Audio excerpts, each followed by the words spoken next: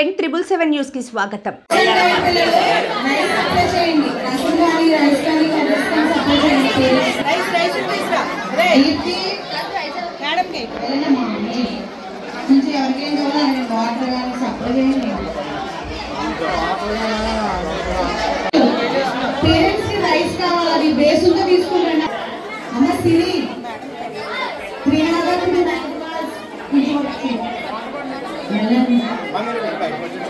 ఇక్కడ పేరెంట్స్ చేసేవాళ్ళు రైస్ లేదు, రైస్ సప్లై చేయండి. మీరు కూడా వెళ్ళమమ్మా,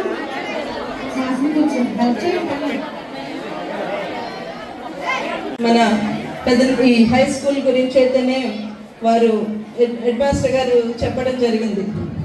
అంతకంటే ముందు నేను ఈ స్కూల్కి రాబోయే ముందు అక్కడ ఎన్సిసి విద్యార్థుల దగ్గర నుంచి ఇక్కడ చేసిన కల్చరల్ ప్రోగ్రామ్స్ చేసిన పిల్లలు విద్యార్థులు, పోయమ్స్ పాడిన విద్యార్థులు, సాంగ్స్ పాడిన వారు, ఇలా ఈ స్కూల్కి సంబంధించి మీరు అన్ని చేసిన ఈ కల్చరల్ ప్రోగ్రామ్స్ అయితేనే వాటిని అన్నింటినీ చూసి నిజంగా నాకు చాలా ఆనందంగా ఉంది. ఎక్కడా మనం తీసుకోము. మనం మారుమూల పల్లెటూరులో చదువుకుంటున్నామని ఎవరైనా మన వైపు చిన్న చూపు చూడటానికి వీల్లేదు అన్నట్టుగా మీరందరూ కూడా ఈరోజు ఇంత చక్కటి కార్యక్రమాన్ని ఏర్పాటు చేశారు.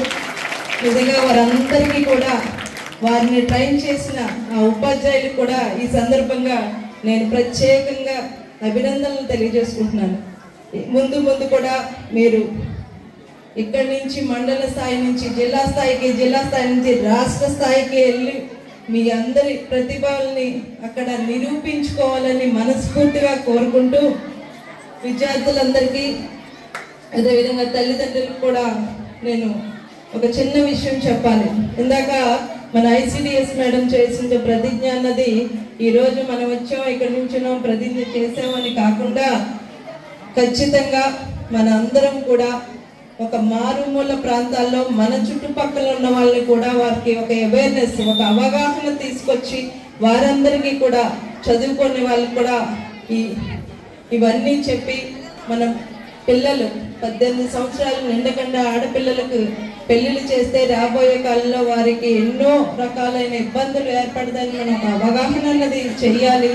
అదేవిధంగా ఇంకొక విషయం, ఈ గాంజాయి డ్రగ్స్, దీని గురించి నేను ఇక్కడ ఎందుకు ఈ సందర్భంగా చెప్పదలుచున్నానంటే, గత ప్రభుత్వంలో గత 5 సంవత్సరాల్లో మనకి మారుమూల ప్రాంతాలకు కూడా వచ్చి చాలా సులువుగా విద్యార్థులను మభ్యపెట్టి ఈ గాంజాయి అలవాటు చేయడానికి చాలా అవకాశాలు జరిగినాయి. మనకి ఎవరికి ఎక్కడో కాశ్మీర్లోనో, లోయల్లోనో, కొండల్లోనో, మారుమూల ఎక్కడో కొండ ప్రాంతాల్లో ఎన్నో అని మనం చదువుకున్నాం. కానీ ఈరోజు మారుమూల ప్రాంతాల్లో చిట్ట చివరి గ్రామంలో కూడా దానికి వచ్చేలా గత ప్రభుత్వం చేసిన పనికి మనందరికీ కూడా మారుమూల ప్రాంతాలకు కూడా సులువుగా వారు వచ్చి ఇక్కడ ఉన్న విద్యార్థులకి మభ్యపెట్టి వారికి అలవాటు చేసి వారిని లోపరుచుకోవడం అన్నది ఈరోజు మనం ఎన్నో మన పేపర్లో అయితేనే, సోషల్ మీడియాలో అయితేనే చూడడం జరుగుతుంది. మన పిల్లలు స్కూల్కి వెళ్తున్నారు అంటే ఆ స్కూల్స్లో వారి యొక్క బాధ్యత అన్నది స్కూల్ గేట్ దాటి వరకు ప్రతి ఒక్క ఉపాధ్యాయులు వారిని క్రమశిక్షణతో వారిని బయటికి పంపించడం జరుగుతుంది.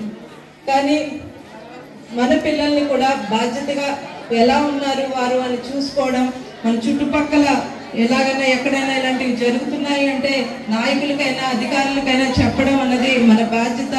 ఈ సందర్భంగా మీ అందరికీ కూడా దీని గురించి ఒక అవగాహన కల్పిస్తూ, ఎక్కడైనా మన చుట్టుపక్కల ఇటువంటి కార్యక్రమాలు జరుగుతున్నప్పుడు మన నాయకులకు కానీ లేదంటే అధికారులకు కానీ ఒక చిన్న ఫోన్ కాల్ ద్వారా చెప్పినా కూడా అక్కడ మేము దానికి తగిన చర్యలు తీసుకోవడానికి ముందుంటామని మీ అందరికీ తెలియజేసుకుంటూ, ఇకపోతే ఇందాక హెడ్ మాస్టర్ గారు చెప్పినట్టు ఎప్పుడైనా ప్రైవేట్ స్కూల్స్లోనే ఈ సెక్యూరిటీ అన్నది ఉండేది.